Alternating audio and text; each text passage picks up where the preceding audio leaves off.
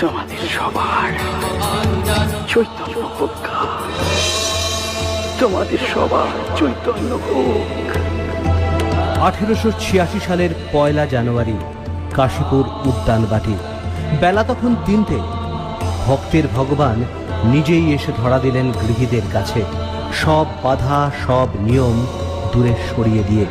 যেন বললেন, ওরে তোদের কোথাও যেতে হবে না, সংসার ছাড়তে হবে না, তোরা থাক তোদের নিজের জায়গায়। আমি তোদের জন্য আমার সমস্ত অমৃত উজাড় করে দেব। তোদের ঘর আমার ঠাঁই, যা আছে ভুবনে তাই তোর ভবনে, যা কোথায় তাই হেথায়। আমি তোদের জন্য 16 আনা করে গেলাম, তোরা 1 পয়সা করিস তাতেই হবে। যত মত তত পথের দিশারি হে মহাবৃক্ষ, তুমি আমাদের